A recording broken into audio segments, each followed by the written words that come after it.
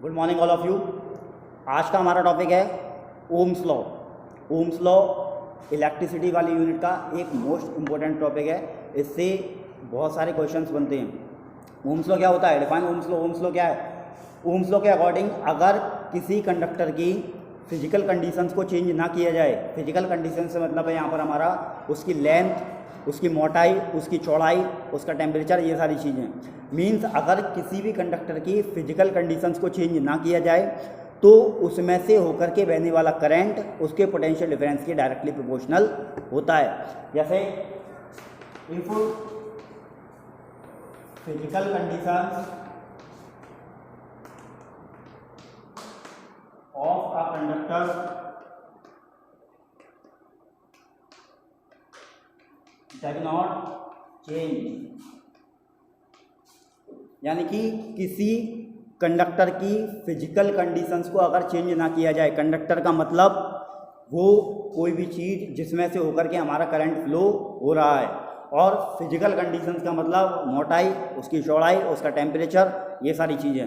तो Ohm's law क्या है? ओम्स लॉ के अकॉर्डिंग अगर किसी भी कंडक्टर की फिजिकल कंडीशंस को चेंज ना किया जाए तो उस कंडक्टर में से होकर बहने वाला करंट यानी कि आई उसके दोनों पॉइंट्स के पोटेंशियल डिफरेंस के बराबर होता है, यानी कि डायरेक्टली प्रोपोर्शनल होता है। आपको पता होगा जो पोटेंशियल डिफरेंस होता है वो हमेशा किसी भी वायर के दो एंड्स के बीच में निकाला जाता है। यानी कि अगर हमने मान लिया कि ए बी हमारा कोई वायर है तो जो पोटेंशियल डिफरेंस होगा वो ए और बी इन दोनों पॉइंट्स के बीच में निकाला जाना है। यानी कि पोटेंशियल डिफरेंस हमेशा किसी भी कंडक्टर के, किसी भी वायर के दोनों एंड्स के बीच में से निकाला जाता है। ठीक है, तो ओम्स लॉ हमारा क्या हो गया कि अगर किसी भी वायर की, किसी भी कंडक्टर की फिजिकल कंडीशंस को चेंज ना किया जाए तो उसमें से होकर के बहने वाला करंट आई उसके दोनों एंड्स के पोटेंशियल डिफरेंस के कैसा होता है? डायरेक्टली प्रोपोर्शनल होता है। डायरेक्टली प्रोपोर्शनल का मतलब क्या हो गया आपका? डायरेक्टली प्रोपोर्शनल मीन्स अगर हम किसी क्वांटिटी को एक यूनिट से बढ़ाते हैं तो दूसरी वाली क्वांटिटी भी एक यूनिट बढ़ जाएगी। मीन्स यहाँ पर अगर हम करंट को आई को एक यूनिट से बढ़ाएंगे तो हमारा पोटेंशियल डिफरेंस वी भी हमारा एक यूनिट से बढ़ जाएगा। ठीक है, ये होता है आपका डायरेक्टली प्रोपोर्शनल। सेम यहाँ पर सिस्टम उल्टा भी होगा। अगर हम v को 1 यूनिट से बढ़ाएंगे, पोटेंशियल डिफरेंस को अगर हम 1 यूनिट से इंक्रीज करेंगे तो हमारा आई भी 1 यूनिट से इंक्रीज हो जाएगा। ठीक है, अब यहाँ पर हम आगे से सॉल्व करेंगे। क्या है? आई प्रोपोर्शनल टू v हमारा क्या हो सकता है? v प्रोपोर्शनल टू आई। जब यहाँ पर हम प्रोपोर्शनलिटी का साइन हटाएंगे, जब यहाँ पर प्रोपोर्शनल का साइन हटेगा तो एक कांस्टेंट आ जाता है जिसे हम कहते हैं आर। आर यानी कि आपका रेजिस्टेंस। आर क्या हो गया? यहाँ पर रेजिस्टेंस आ गया। यानी कि जो ओम्स लॉ आपका प्रूफ हुआ वो क्या हुआ? V equal to R I. ठीक है, V क्या है? यहाँ पर हमारा पोटेंशियल डिफरेंस है, आर हमारा रेजिस्टेंस है और आई हमारी करंट है। अब जो ओम्स लॉ हमारा, ओम्स लॉ को दो तरीके से पूछते हैं। पहला तो आपका थ्योरेटिकली पूछ लिया जाता है कि डिफाइन ओम्स लॉ, आपको केवल ओम्स लॉ डिफाइन करना और उसकी डेरिवेशन आपको बना देनी है। दूसरा आपका ग्राफिकल रिप्रेजेंटेशन से पूछता है कि डिफाइन ग्राफिकली ओम्स लॉ, यानी कि ग्राफिकल रिप्रेजेंटेशन देनी है आपको ओम्स लॉ की, और उसके ऊपर न्यूमेरिकल्स भी आपके बहुत सारे बनते हैं। तो ग्राफिकल रिप्रेजेंटेशन में आपको दिख रहा है, यहाँ पर हमको पता है कि आई और बी दोनों एक दूसरे के डायरेक्टली प्रोपोर्शनल है। जब हमारे आई और बी एक दूसरे के डायरेक्टली प्रोपोर्शनल हैं तो अगर किसी भी एक क्वांटिटी को अगर हम एक यूनिट से इंक्रीज करते हैं तो दूसरी क्वांटिटी भी उसी यूनिट से हमारी क्या होगी? इंक्रीज होगी। तो यहाँ पर जैसा कि हमें दिख रहा है कि V हमारा अगर 1 है, पोटेंशियल डिफरेंस अगर हमारा 1 वोल्ट है तो हमारा I कितना हो जाएगा? 0.5। अगर हम इस पोटेंशियल डिफरेंस को V को इंक्रीज करते हैं एक यूनिट से, अगर हमारा V 2 हो गया तो I हमारा कितना हो गया? 1 हो गया। ऐसे ही V अगर हमारा 4 है तो I हमारा कितना हो गया? 2 हो गया ETC। यानी कि जैसे जैसे हम इस क्वांटिटी को इंक्रीज करते चले जाएंगे, जैसे जैसे एक यूनिट को हम इंक्रीज करते चले जाएंगे, दूसरी यूनिट हमारी ऑटोमेटिकली इंक्रीज होती चली जाएगी। अब इसके ऊपर जब हम ग्राफ बनाएंगे, हमारा V और I ग्राफ है, ये हमारा I और ये हमारा क्या है? V है। ये VI ग्राफ हो गया ओम्स लॉ का। इस VI ग्राफ को हम क्या करेंगे? यहाँ पर अगर हम ग्राफ बनाएंगे तो I हमारा अगर 0.5 है तो V हमारा कितना है? 1। I हमारा 1 है तो V हमारा कितना है? 2। I हमारा 2 है तो V हमारा कितना है? 4। और ये 3 है तो ये कितना हमारा? 6। जब हम इसको मिलाएंगे तो ये स्ट्रेट लाइन बनती है।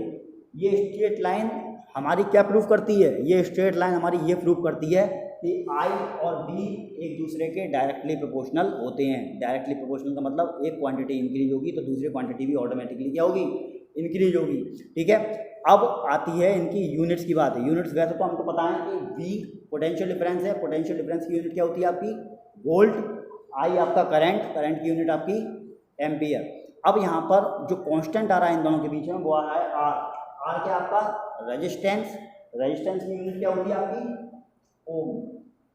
आर क्या आपका रेजिस्टेंस है और रेजिस्टेंस की यूनिट क्या है आपकी ओम। अब रेजिस्टेंस को कैसे डिफाइन करेंगे आप, what is resistance, define resistance. Resistance कुछ नहीं, सिर्फ किसी एक कंडक्टर की या किसी एक वायर की, कंडक्टर का मतलब जिसमें से होकर के आपका करंट फ्लो हो जाए, और वायर भी एक तरीके का कंडक्टर ही है क्योंकि उसमें से करंट फ्लो आपका हो जाता है, ठीक है।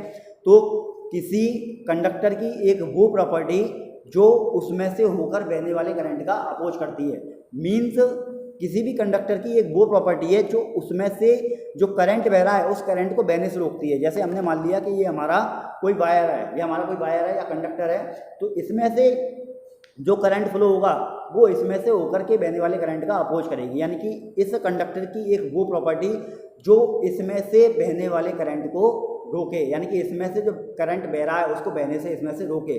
इस प्रॉपर्टी को क्या कहा जाता है, रेजिस्टेंस कहा जाता है। क्लियर है। रेजिस्टेंस आपका हमेशा हमारी यहाँ पर हमारा फॉर्मूला क्या बनेगा, जब हमारा फॉर्मूला था V equal to R I, तो यहाँ पर आर हमारा क्या हो जाएगा R equal to V upon I. अब यहाँ पर हमें दिख रहा है कि आर वी के तो डायरेक्टली प्रोपोर्शनल है, लेकिन आई के कैसा है इनवर्सली प्रोपोर्शनल, यानी कि आर आपका वी के डायरेक्टली प्रोपोर्शनल है लेकिन आई के इनवर्सली प्रोपोर्शनल है। इनवर्सली प्रोपोर्शनल का मतलब अगर आर बढ़ेगा मीन्स अगर रेजिस्टेंस बढ़ेगा तो करंट आपका घटेगा, और रेजिस्टेंस का काम ही होता है करंट को घटाना, ठीक है। दूसरी बात यहाँ पर ये यूनिट बन गई आपकी, डेफिनेशन क्या बन जाएगी आपकी कि डेफिनेशन क्या है रेजिस्टेंस की, कि किसी भी कंडक्टर की एक वो प्रॉपर्टी जो उसमें से होने वाले करंट का अपोज करे, यानी कि उसमें से बहने वाले करंट का अपोज करे। रेजिस्टेंस की यूनिट क्या है आपकी ओम, यानी कि रेजिस्टेंस को हम किससे डिफाइन करते हैं आपका ओम से, ठीक है। अब जो क्वेश्चन बनता है वो रेजिस्टेंस के बारे में कम पूछते हैं, रेजिस्टेंस की यूनिट के बारे में ज़्यादा पूछते हैं। मीन्स क्वेश्चन जो पूछा जाता है ज़्यादातर पूछा जाता है डिफाइन 1 ओम रेजिस्टेंस, ठीक है। आपको 1 ओम रेजिस्टेंस के बारे में बताना है। अब हमें 1 ओम रेजिस्टेंस के बारे में बताना है, तो 1 ओम रेजिस्टेंस हमारा क्या होगा, यहाँ पर हमारा R equal to V upon I था। मैंने आपको पहले ही क्लियर कर दिया था, किसी की भी अगर यूनिट के बारे में पूछे और यूनिट में अगर 1 के बारे में पूछे तो सिर्फ आपको उसके फॉर्मूले में उनकी यूनिट्स के आगे 1 1 लगा देना है। यहाँ पर resistance equal to V upon I है, वी क्या आपका वोल्ट, यानी कि इसकी यूनिट वोल्ट हो गई, ठीक है, और इसकी यूनिट आपकी एम्पियर हो गई, ठीक है।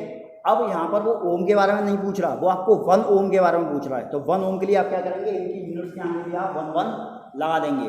तो अब हमारी डेफिनेशन क्या बन जाएगी कि किसी वायर से अगर 1 एम्पियर करंट फ्लो हो रहा है, अगर हमारा किसी वायर से 1 एम्पियर करंट फ्लो हो रहा है, क्योंकि करंट किसी वायर से या किसी कंडक्टर से फ्लो होगा, और जो पोटेंशियल डिफरेंस है वो भी आपको पता है कि 2 एंड्स के बीच में होगा, ठीक है। तो अब यहाँ पर डेफिनेशन क्या बनेगी कि अगर किसी वायर से 1 एम्पियर करंट फ्लो हो रहा है और उस वायर के दोनों एंड्स के बीच का जो पोटेंशियल डिफरेंस है वो कितना है आपका 1 वोल्ट है, ठीक है, तो हमारा रेजिस्टेंस कितना होगा 1 ओम होगा।